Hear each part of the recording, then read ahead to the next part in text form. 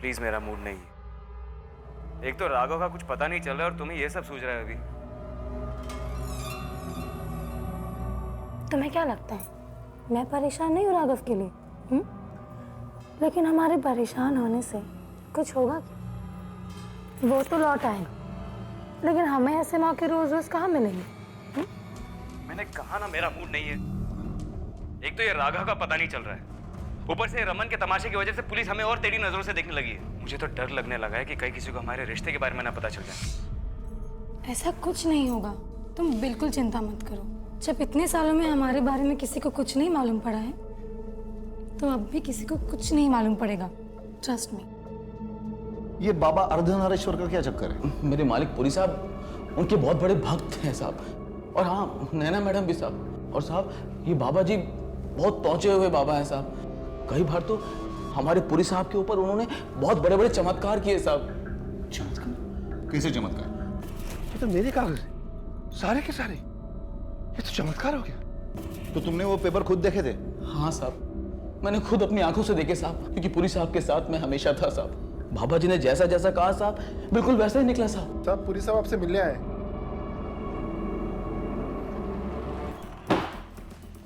कहिए मिस्टर पुरी, कैसे आना हुआ? देखिए सर, रमेश घर का बच्चा है। इनफैक्ट मैंने ही उसे बचपन से पाला है। ठीक है मेरी गलती थी, गुस्से में था और हाथ छूट गया। इसका मतलब ये तो नहीं है कि मैं उसे थाने में बंद रहने दूं। मिस्टर पुरी, सिर्फ पूछताछ के लिए हम उसे लेकर आए हैं। हमारे पास आपके लिए भी कुछ सवाल है। हाँ पूछिए। आपके घर पे बड़ी चोरी हो गई थी, लेकिन उसकी रिपोर्ट आपने लिखवाई नहीं, क्यों? मेरी मर्जी, मन नहीं किया इसलिए रिपोर्ट नहीं लिखवाई।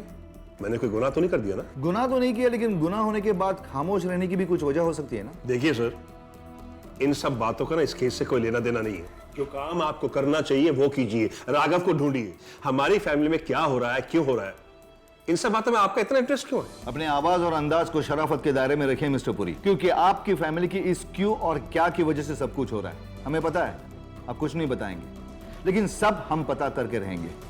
फिलहाल आप जा सकते हैं मिस्टर पुरी, रमेश को लेकर। Thank you.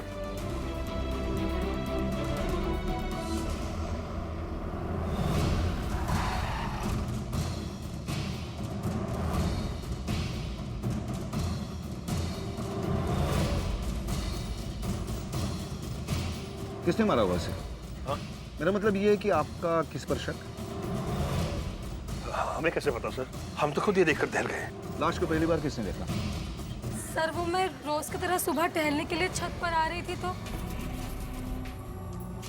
तो मैंने देखा कि दरवाजा बाहर से बंद था, इसीलिए मैंने इन्हें आवाज दी। सुनिए। भाभी ने घबराकर भैया को आवाज दी और हम भी उनके पीछे चले गए। और फिर भाई साहब ने दरवाजा तोड़ा और फिर हमने वहां रमेश की लाश देखी। रमेश? यश? आप लोगों ने रात में कोई आवाज सुनी? नहीं, वो रूम में एसी चल रहा था तो आवाज तो कोई सुनाई नहीं दी। सर एक्चुअली दिन भर के काम से इतना थक गया था, गहरी नींद आ गई थी। कोई उठा था रात में? नहीं सर। नहीं सर। वॉशरूम के लिए भी नहीं। आपके घर में घुसकर आपके नौकर को कोई मार कर चला जाता है और आप लोगों को पता भी नहीं चलता। ये कैसी बातें कर रहे हैं आप सर? आप तो हम पर तोहमत लगा रहे हैं। घर में जो लोग रहते हैं उनमें से भी तो कोई हो सकता है। आपको जिस पे शक करना है कीजिए, लेकिन प्लीज हमें हमारा बेटा वापस लौटा दीजिए प्लीज।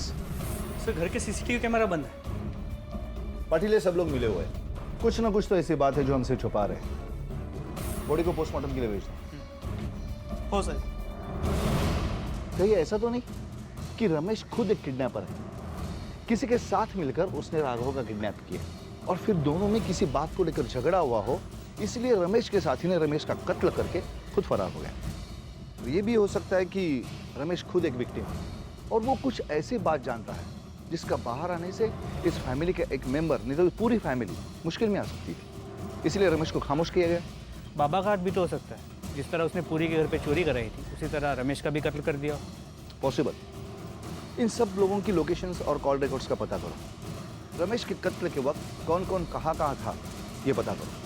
कोई सर।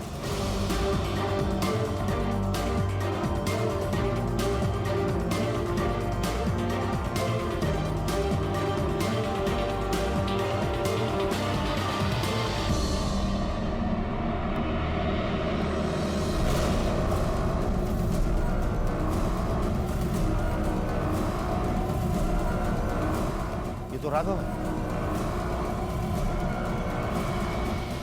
राघव की लाश पर एक भी कपड़ा नहीं मिला और उसकी बॉडी भी बहुत क्लीन थी।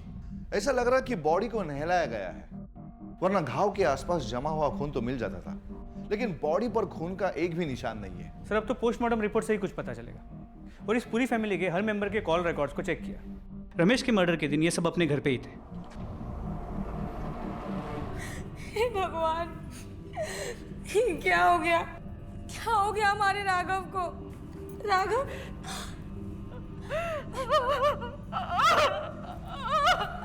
नैना, नैना,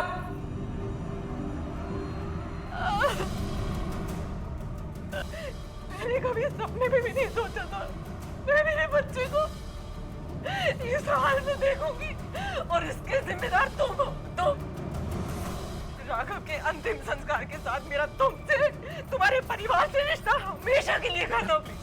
छीन लिया मेरा बेटा तुमने मुझसे। सर, बच्चे की बॉडी पर 2 इंजरी मार्क्स हैं। एक सिर पर, जो किसी भारी चीज से मारे जाने का है, और दूसरा चाकू का, जिसे ठीक दिल के बीचों बीच मारा गया, और बच्चे की ऑन द स्पॉट मौत हो गई। मौत के बाद बॉडी को अच्छी तरह से साफ किया गया, या कह सकते हैं कि नहलाया गया। I don't know why. मौत का दिन और वक्त क्या रहा होगा? सर, करीबन 3-4 दिन पहले। सर लगभग उसी दिन जिस दिन वो गायब हुआ। एक 10 साल के मासूम बच्चे का कत्ल हो चुका था और उसका परिवार, जिसके रिश्तों का ताना बाना इतना उलझा हुआ था कि देखकर यकीन करना मुश्किल था, वो परिवार एक ढोंगी बाबा के चरणों में बैठकर उसकी मौत के गम को भुलाने की कोशिश में लगा हुआ था। इस पूरे मामले में अगर कोई था जो राघव को इंसाफ दिलाना चाहता था तो वो थी पुलिस, लेकिन उन्हें आगे बढ़ने का कोई रास्ता नजर नहीं आ रहा था। इस जुर्म का ना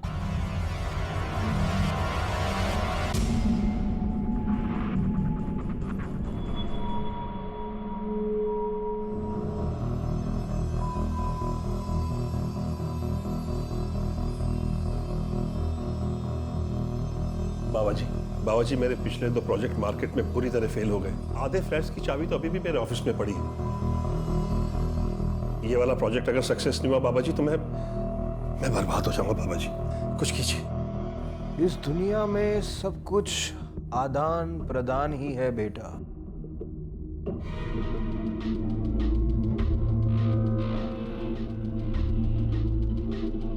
आप किसी भी तरह से मेरा ये प्रोजेक्ट निकाल दीजिए, फिर आप मुझे आदेश दीजिए, मैं कुछ भी देने को तैयार हूं। लेने वाला भी वो, देने वाला भी वो। उसे जब लेना होगा, जो लेना होगा वो ले लेगा।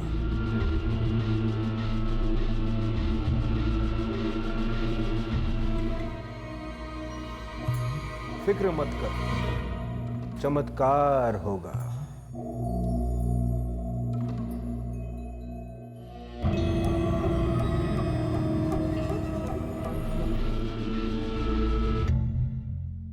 बाबा जी के आशीर्वाद से देखना सब ठीक।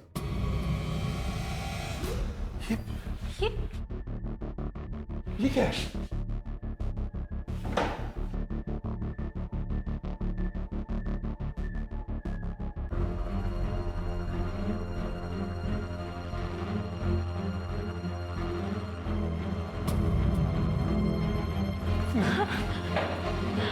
बेडरूम की सेफ टूटी पड़ी है, मेरा सारा ज्वेलरी और कैश भी गायब है। मैं तो पूरा बर्बाद हो गया। थैंक गॉड मेरा वीडियो गेम बच गया।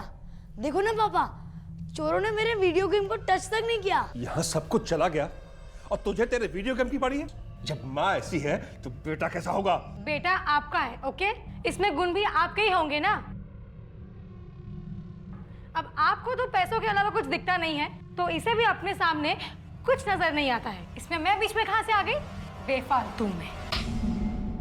ऐसे आ गई हो तुम बीच में। अब बात समझ में आई कि रिपीट करूं? हाँ? हमें पुलिस में तुरंत रिपोर्ट करना चाहिए साहब। नहीं।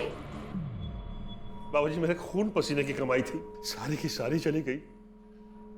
कुछ नहीं छोड़ा चोरों ने, कुछ नहीं छोड़ा। पैसा गया तो गया बाबा जी, पर लॉकर में मेरे नए प्रोजेक्ट के कागजात थे। वो कागज मुझे मिल जाए नहीं तो बहुत बड़ी प्रॉब्लम हो जाएगी। और मैं जानता हूं कि आप कुछ भी कर सकते हैं, कुछ भी। आप मुझे वो कागज दिला दीजिए कैसे भी, बस मुझे और कुछ नहीं चाहिए। बच्चा, तेरा यही भरोसा मुझे मजबूर कर देता है।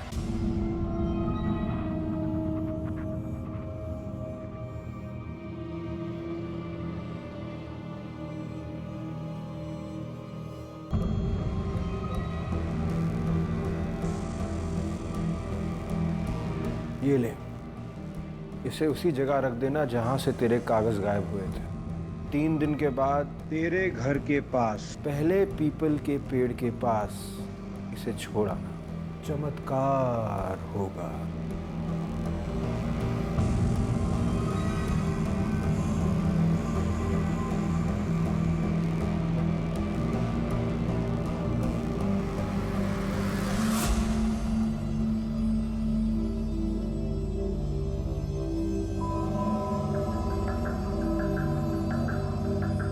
चमत्कार हो जाना चाहिए।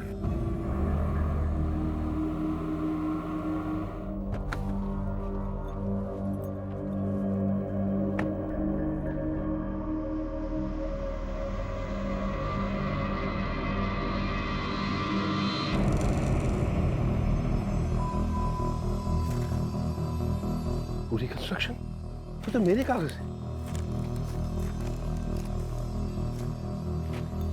सारे के सारे। ये तो चमत्कार हो गया सच में।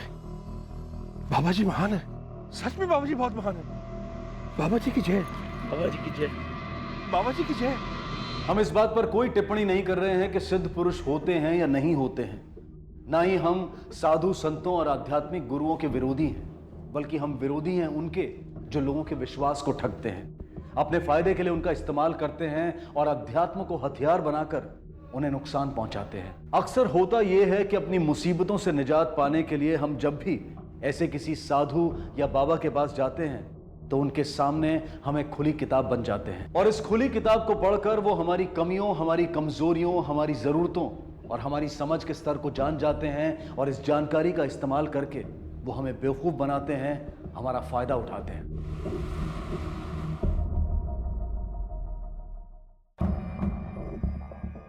साहब, मेरे साहब का इकलौता बेटा लापता है साहब। 2 दिन हो गए हैं साहब, ना तो रमन लौट कर आया, ना उसकी कोई खबर।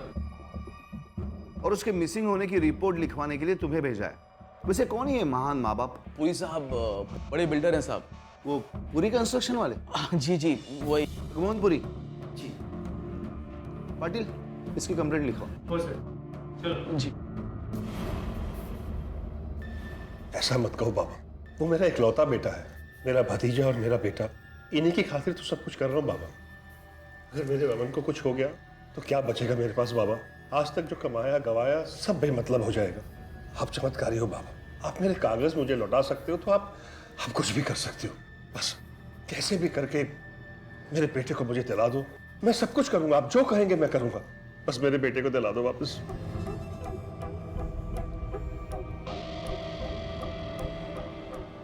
इसका तिलक कर कर पूरे विधि विधान के अनुसार 3 दिन तक मेरा पूजन करना, चमत्कार होगा। बाबा, मैं पुलिस में जाऊं या नहीं जाऊं?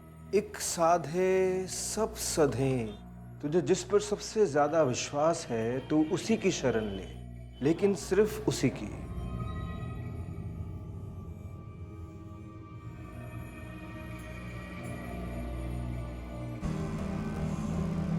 बाबा जी, इसके बेटे को लौटाने का चमत्कार कैसे करेंगे हम?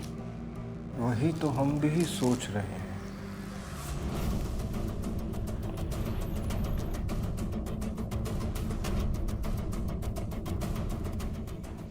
रमेश, तो पुलिस को क्यों लेके आया? क्योंकि उसका कहना है कि आपका बेटा 2 दिन से घर से गायब है, और उसकी पुलिस कंप्लेंट लिखवाने के लिए वो पुलिस स्टेशन आया था। हमारा बेटा गायब है? रमन गायब है? अरे साहब जी, आप ऐसे बर्ताव क्यों कर रहे हैं? रमन बेटा गायब ही तो है ना। वो 2 दिन पहले स्कूल गया था, तब से लौटा कहाँ है? चुप, क्या बकवास कर रहा है तू? ऐसी कोई बात नहीं सर, रमन घर से गया है, इसे पता ही। तो एक्चुअली सर, रमन कहीं गायब नहीं हुआ है, स्कूल ट्रिप पे गया है। किधर गया है? हाँ, खंडाला। वो इसे दिखा नहीं तो इसने, और वैसे भी सर, रमन को इसने बचपन से पाला है, इसलिए उसको लेके बहुत ही ज्यादा जज्बाती है। हमसे अगर पूछ ले तो हम बता देते इसे। I am really sorry on his behalf. जब भी रमन वापस आता है तो हमें इन्फॉर्म कर दीजिएगा। चलो सर, विचित्र नहीं वाटत? नौका का कहना है कि बच्चा गायब है, लेकिन माँ बाप कहते हैं कि ऐसा कुछ नहीं है। माई बाप नहीं, सिर्फ बाप, क्योंकि बोलने का काम सिर्फ वो कर रहा था, बाकी के सब लोग खामोश थे। और बच्चा मिसिंग होने के बाद पे किसी के चेहरे पे सरप्राइज भी नहीं था। रमेश झूठ नहीं बोल रहा है, ये लोग कुछ तो छुपा रहे हैं। रमन के स्कूल से पता करो कि रमन के स्कूल की ट्रिप खंडाला गई थी या नहीं गई थी। अगर गई भी थी तो उनके साथ रमन था या नहीं था। ये सब पता करने के बाद ही हम लोग सोच सकते हैं कि हमें क्या करना है। हो सर। ज्यादा घी पिला दे रहा मैं तुझे, और कुत्तों को तो घी हजम नहीं होता तो तुझे कैसे होगा? साहब मुझे माफ कर दो साहब। भैया चुप रह। मुझसे बिना कुछ तो पुलिस में क्या? मुझे माफ कर दो साहब जी। मैं तो रमन बाबा की खातिर पुलिस की। अरे बस भी कीजिए आप। एक तो मेरा सर दर्द से फटा जा रहा है और आप लोग हैं कि तमाशा करना है ना आपको। प्लीज अंदर जाइए और किसी कमरे में कीजिए। एक बात सुन ले, आज के बाद अगर तूने स्मार्ट बनने की कोशिश की ना तो तेरे तोड़ दूंगा मैं।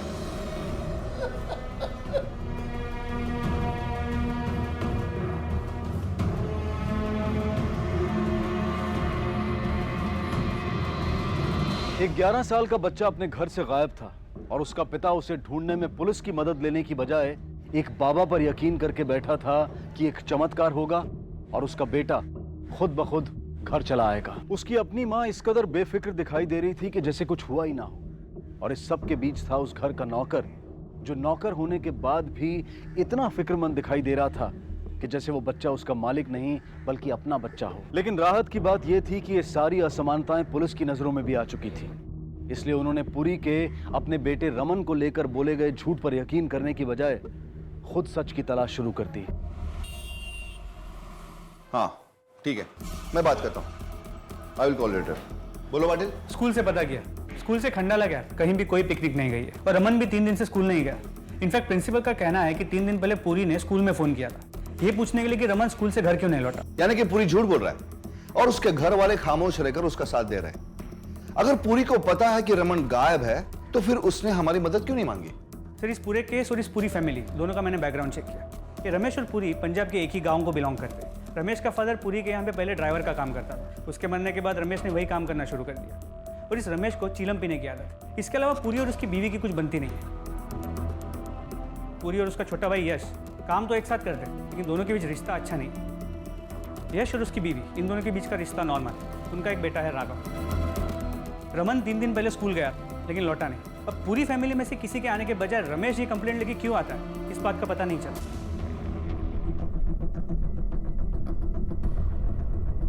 आप लोगों में से कोई बताएगा मुझे कि रमन के गायब होने को लेकर आप लोगों ने जो झूठ बोला है उसकी वजह क्या है? देखिए, रमन का अगर किडनैप हुआ है और किडनैपर के डर से आप लोग हमें इस केस में इन्वॉल्व नहीं करना चाहते तो आप सबसे बड़ी गलती कर रहे हैं। यकीन मानिए हम लोग आपकी मदद कर सकते हैं। सर भाई साहब ने आपसे कहा ना कि ऐसा कुछ नहीं है। अगर आपकी हेल्प की जरूरत होगी तो हम मांग लेंगे आपसे। यानी कि आप ये कहना चाहते हैं कि रमन उस स्कूल ट्रिप पे गया था और स्कूल के प्रिंसिपल को अपने स्कूल की ट्रिप कोई खंडाला गई थी ये बात पता ही नहीं है।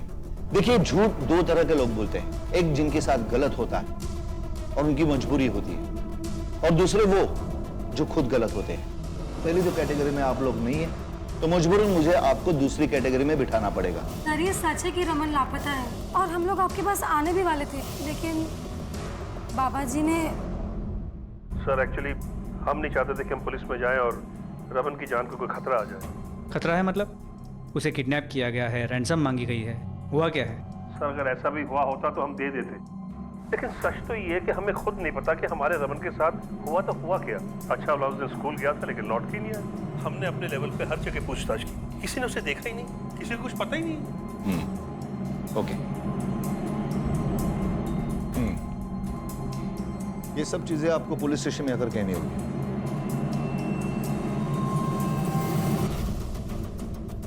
बच्चा 3 दिन से गायब है और फिरौती के लिए कॉल भी नहीं आया। इसका मतलब बच्चे का जो उठाना है वो पैसे के लिए नहीं है। सर मैंने वैसे पता किया है, इस पूरी का कोई खास दुश्मन है नहीं। हाँ कुछ कॉम्पिटिटर्स हैं। इसका मतलब ये है कि घर का कोई दुश्मन है जो ये काम कर रहा है। सर घर का दुश्मन? पाटिल, तुमने बताया था कि पूरी ने यश का रास्ता बार बार काटा है। कहीं यश तो ये हरकत नहीं कर रहा है अपना अकाउंट सेटल करने के लिए? एक काम करो, उसका भाई खाता खोलो, उसने किससे क्या लिया था, किससे क्या दिया था ह्याची सगळ्यांची माहिती मला पाहिजे। होय सर। आणि आता जो बाबा की तस्वीर लगाई थी ना उसके बारे में पता करो, ये बाबा शैतान के नजदीक है या भगवान के। और रमन के स्कूल के बाहर भी पता करो कि उस दिन रमन को स्कूल से बाहर निकलते हुए किसी ने देखा था या नहीं। होय सर।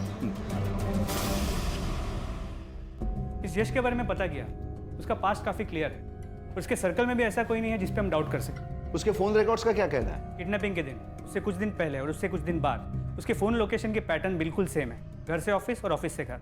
किडनैपिंग के दिन और उस वक्त भी वो ऑफिस में ही था। इसके अलावा और एक बात, यश के कॉल रिकॉर्ड्स में एक ऐसा नंबर है जिससे घंटों लगातार बातचीत होती है। किसका नंबर है ये? उसकी भाभी पार्वतीपुरी का। यानी कि मुझे भी ऐसा ही लगता है सर, उन दोनों के बीच शायद कुछ है। और वो स्कूल के आजू बाजू में पूछताछ की? जाधवला पाटोल है, आता ही होगा। और वो अर्धनारीश्वर बाबा? सुरेश रस्तोगी इसका नाम। पहले हलवाई था, 2 साल पहले धंधा बर्बाद हुआ तो बाबा बन गया। 2 साल में इसने काफ़ी नाम कमाया है, हाई प्रोफाइल क्लाइंट्स हैं। ये पूरी फैमिली इसकी बहुत बड़ी भक्त है। इसके आशीर्वाद के बिना घर में कोई काम नहीं होता। तो ये जो हुआ है कहीं ऐसा तो नहीं कि पूरा बाबा के आशीर्वाद से हुआ है? क्योंकि उस दिन पूरी ने अपनी बीवी को आंख दिखाकर चुप तो करवा दिया था। हम लोग आपके पास आने भी वाले थे, लेकिन बाबा जी ने। लेकिन तब तक वो बोल चुकी थी कि इसी बाबा ने उसे हमारे पास आने से रोका था। अगर इसका हाथ होगा भी तो ये खुद से थोड़ी मानेगा। इस बाबा अर्धनारीश्वर को मिलने का वक्त आ गया है। चलो।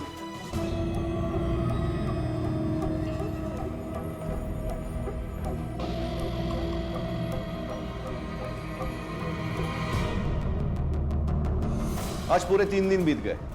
आपकी तरफ से पूरी फैमिली को कोई कॉल नहीं गया कि आपको कितना पैसा चाहिए और कहां चाहिए। पूरी फैमिली के एक मेंबर ने यह बयान दिया है कि रमन के गायब होने के पीछे आप ही का हाथ है, और इसीलिए पूरी को आपने हमारे पास न आने की सलाह दे दी। आपको अवश्य ही कोई भ्रम हो रहा है। विक्टिम के फैमिली का बयान कोर्ट में क्या मायना रखता है समझते हो ना? इसलिए जो भी पता है वो हमें बता दीजिए, वरना जेल की कोठरी आपको सूट नहीं करेगी। अरे वो तो हमारा मंदिर है, वहीं तो हमारे कृष्ण कन्हैया का जन्म हुआ था। अब हमारे संध्या वंदन का समय हो रहा है। अगर आपकी आज्ञा हो तो जय चमत्कार होगा। हाँ, मिस्टर यशपुरी, सब लोग जानते हैं कि तुम्हारे बड़े भाई ने तुम्हें कभी तरक्की नहीं करनी थी ताकि तुम उससे आगे निकल जाओ, और इस बात को लेकर तुमने उसके एकलौते बेटे को अगवा किया। अब सिर्फ 2 सवाल है कि रमन जिंदा है या नहीं, और अगर वो जिंदा है तो कहाँ है? आप जानते हैं कितना घटिया और गिरा हुआ इल्जाम आप मुझ पर लगा रहे हैं। मेरे और जगमोहन भाई साहब के बीच मनमुटाव है भी, तो भी रमन का उससे क्या लेना देना? अरे बच्चा है वो, मैं उसे कैसे? आप गलत जा रहे हैं, मेरा कोई लेना देना नहीं उसकी। एक मिनट, मेरी वाइफ का कॉल है। हेलो नैना। हेलो यश, राघव कहीं नहीं मिल रहा। लेकिन कैसे? मुझे नहीं पता, कैसे बाहर खेल रहा था, मैं दोबारा देखने गई, था ही नहीं। राघव, यश, मैंने सब जगह देख लिया। तुम जल्दी से घर आ जाओ प्लीज, और पुलिस को लेके आना, जल्दी आओ। क्या हुआ? Sir Raghav is missing. वो बाहर ही खेल रहा था। राघव, राघव, बेटा चलो अंदर। मम्मी 2 मिनट आता हूँ। राघव खाना ठंडा हो रहा है। Mummy please. हमारे 2 मिनट अभी तक। हमें इस कैमरे की फुटेज देखनी है। सर इस लैपटॉप पे सारी फुटेज है।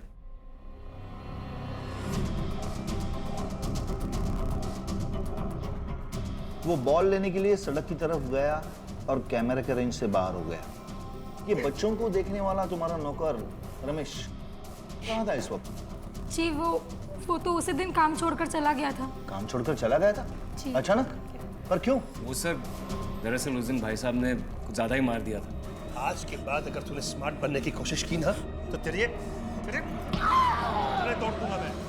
तो इसलिए अगले दिन वो गांव चला गया। जी, आपके भाई साहब कहाँ पर हैं? सर वो ऑफिस में है, मैंने इन्फॉर्म कर दिया है, बस आते ही हैं। इस रमेश का गांव का पता और नंबर तो होगा ना आपके पास? Yes sir.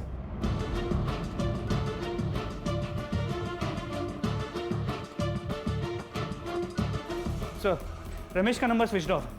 उसके गांव के नंबर से बात हुई लेकिन वहां नहीं पहुंचा है। उस दिन रमन के गायब होने की खबर हमें देने चलते पूरी ने उसे बहुत मारा था और बुरी तरह बेइज्जत भी किया था, जिसके दूसरे दिन उसने काम छोड़ने का फैसला किया और गांव चला गया, लेकिन वो गांव भी नहीं पहुंचा।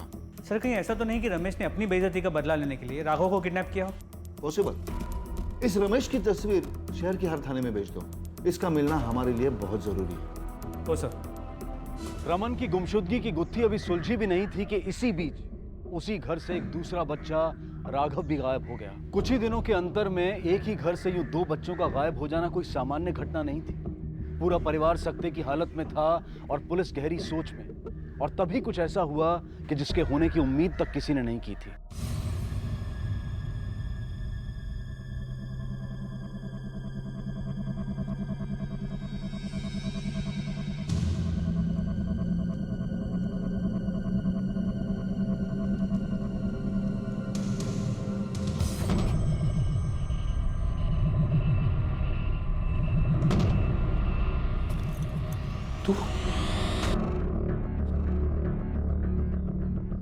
जब मैं स्कूल से बाहर निकलकर रोड क्रॉस कर उस स्पॉट पे पहुंचा जहाँ पे मैं अपने ड्राइवर का वेट करता हूँ, तब मुझे लगा कि मेरे पीछे कोई है।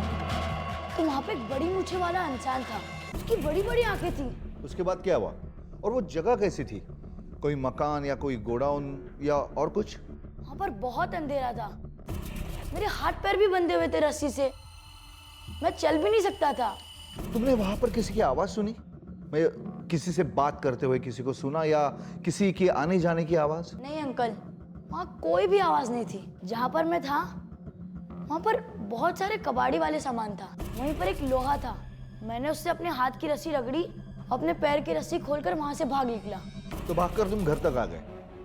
तो जिस रास्ते से तुम घर तक आ गए तो वो रास्ता तो तुम्हें याद होगा ना? कुछ देखा वो रास्ते पे तुमने? किस डायरेक्शन से तुम आए? मुझे नहीं पता अंकल, मैं बस वहां से भागा और सीधा अपने घर के पास रुका। ठीक है। झूठ बोल रहा है लड़का। आपका मतलब है कि वो किडनैप नहीं हुआ था? क्या हुआ था और क्या नहीं ये तो मुझे पता नहीं, लेकिन एक बात तो तय है कि ये जो भी बता रहा है वो सब झूठ बोल रहा है। उसने बताया था कि उसने अपनी रस्सियां लोहे के एंगल पे रगड़ रगड़ कर काटी है। लोहे के एंगल में तो चक्कू जैसी धार नहीं होती है। हाँ, वो काटी भी जा सकती है, लेकिन उसके लिए बहुत वक्त लग सकता है और वो काटते समय उसके हाथ में खरोच आने के बहुत चांसेस है, जो कि उसके हाथ पे एक भी खरोच नहीं दिखाई दे रहा है। दूसरी बात यह है कि अगर 3 दिन से ये लड़का रस्सी से बंधा पड़ा हुआ है तो उसके हाथ पर रस्सियों के निशान नहीं तो सूजन होनी चाहिए। वो दोनों चीजें उसके हाथ पर नहीं दिखाई दे रही है। मुझे तो लगता है कि फिल्मों के सीन जोड़कर ये कुछ मनगढ़ंत कहानी बता रहा है अपने को। सर वो सिर्फ 12 साल का है, ऐसा क्यों करेगा? वो तो पता करना है, नजर रखो उस पर। ओए सर।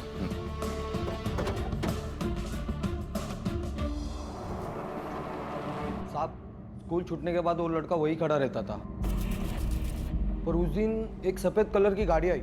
मेरे पास कस्टमर आने की वजह से मैं उसको देख नहीं पाया, पर शायद वो लड़का उसी गाड़ी में गया, सफेद कलर की। अगर वो गाड़ी तुम्हें दिखाई जाए तो तुम पहचान पाओगे? जी साहब। पाटिल, जब हम पुरी के घर गए थे तब इसी मेक की और इसी कलर की गाड़ी थी ना वहाँ पे? ओए सर, यश की।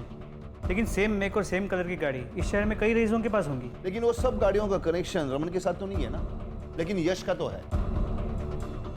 जब मैं स्कूल से बाहर निकलकर रोड क्रॉस कर उस स्पॉट पे पहुंचा तो वहां पे एक बड़ी मूछें वाला इंसान था। जहां पर मैं था वहां पर बहुत सारे कबाड़ी वाले सामान था। पाटिल, मानता हूँ कि कोई सॉलिड क्लू नहीं है, लेकिन तीर चलाने में क्या हर्ज है? पाटिल, कभी कभी उड़ते हुए तीर निशाने पर लग जाते हैं। अरे आज भी आया मुझे पिकअप करने।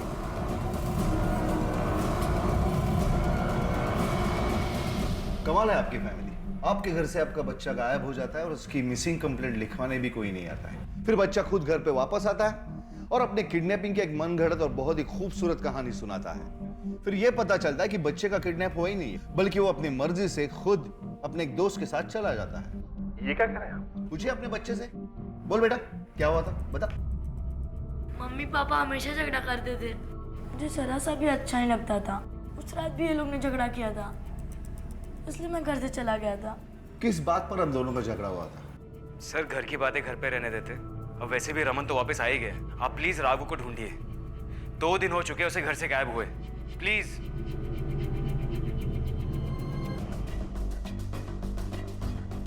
सर, रमेश हाथ लग गया। घोड़बंदर में फ्रेंड के यहाँ रुका था, लॉकअप में।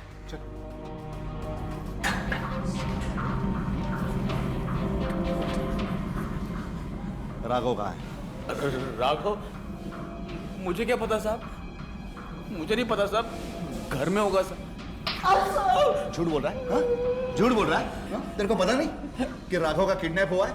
देख, सच सच बता दे, राघव कहाँ है? कसम साहब मैं सच बोल रहा हूँ साहब, मुझे नहीं पता कि राघव कहाँ है साहब। मैं परेशान हो गया था साहब, बचपन से पिटता आ रहा था अपने साहब से साहब। जब उनका बेटा खोया तो साहब मैं आप लोगों के पास सब रिपोर्ट लिखाने आया था साहब। सब मेरे मालिक ने साहब मुझे खूब मारा साहब। चल अबे चल। ये सही नहीं कर रहे हैं आप लोग, ठीक नहीं कर रहे हैं, आपको भुगतना पड़ेगा, मैं बता रहा हूँ आपको। आखिरी बार पूछ रहा हूँ, राघव को क्यों मार? आपका दिमाग खराब हो। तब तक मारते रहो जब तक ये सच ना बोले। ऐसे ही कपड़ा पहनाकर राघव को मारा था ना तूने, लेकिन तू एक बात भूल गया कि जब तूने राघव को चाकू से मारा था तब ये कपड़े का एक रेशा उसके अंदर चला गया था, और आज उसकी वजह से तुम यहाँ हो।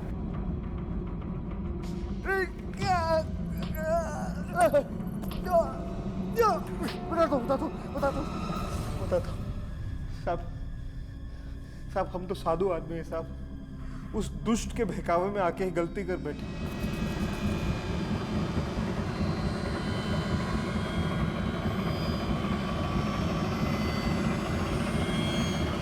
तुमने एक मासूम बच्चे की जान ले ली, शर्म नहीं आती तुम्हें? तुम्हारे जैसे पढ़े लिखे लोग अंधविश्वास पे भरोसा करते हैं और इसी वजह से ये ढोंगी बाबा फल फूल रहे हैं, और तुम्हारी इस हरकत से एक मासूम बच्चा दुनिया से चला गया। अब बताओ राघव को क्यों मारा? वो सर, रमन के गायब होने के बाद मैं बाबा से मदद मांगने गया था। उन्होंने मुझे बबूत देकर पूजन करने को कहा, मगर जब उससे भी कुछ नहीं हुआ तो उन्होंने मुझसे महापूजन करने को कहा। नर बलि देकर पूजन करना पड़ेगा, वो भी अपने खून की। महापूजा, इसका मतलब अपने खून का बलि देना, और तुम मान भी गए। लेकिन हमारा बलि बलि का कोई इरादा नहीं था। हमको लगा कि वो उतनी बड़ी बात के लिए राजी नहीं होगा और उसका हमसे विश्वास भी नहीं टूटेगा, लेकिन वो तो अपने भतीजे राघव को हमारे पास लेके आ गया। बाबा के कहने पर मैं राघव को उनके पास ले गया, क्योंकि राघव मेरा भतीजा था, मेरा अपना खून था। मुझे बहुत डर लग रहा है, मुझे मम्मी के पास जाना है। राघव, छोड़ो मुझे। राघव रुको, राघव रुको। बाबा जी, प्रणाम बाबा जी, अब बहुत उचित समय पर आए। अब जल्दी चल, शुभ मुहूर्त निकला जा रहा है, चल। जी। रमेश को क्यों मारा? चौंको मत, हमें सब पता है।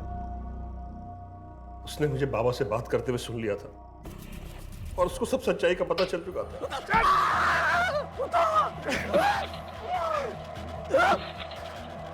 और उसके बाद बाबा के चेलों ने आकर सारे सबूत मिटा दिए। वो तो भतीजा था तेरा, अपना खून था। लेकिन सर, रमन मेरा बेटा था, मेरा बेटा। मैं कमजोर पड़ गया था। अब सारी जिंदगी अपने बेटे से मिलने के लिए तरसना। अपनी सूझबूझ, समझ और दृढ़ इच्छा शक्ति की वजह से आखिर पुलिस ने जुर्म की इस पहेली को सुलझा ही लिया, और सामने आया वो सच जिसे देखकर इंसान के साथ साथ शायद भगवान का सर भी शर्म से झुक गया होगा। इंसान का इसलिए क्योंकि जो हुआ उसे करने वाला भी इंसान ही था, और भगवान का इसलिए क्योंकि जो किया गया वो उस भगवान के नाम पर किया गया। बाबा अर्धनारीश्वर ने अपने लालच और पुरी ने अपने स्वार्थ की वजह से न सिर्फ एक मासूम बच्चे की हत्या करने का घिनौना अपराध किया, बल्कि उसे छिपाने के लिए एक दूसरे नेक इंसान रमेश की जिंदगी भी उससे छीन ली। ये बेहद जरूरी है कि हम अपने लालच, अपने स्वार्थ और अपनी कमजोरियों को कभी अपने ऊपर हावी ना होने दें। अब मैं अनूप सोनी आपसे विदा लेता हूं, फिर मुलाकात होगी अगले एपिसोड में एक और चौंका देने वाले केस के साथ। तब तक अपना और अपने परिवार का ख्याल रखें और देखते रहें क्राइम पेट्रोल डायल 100। सबक एक को सीख हम सबको।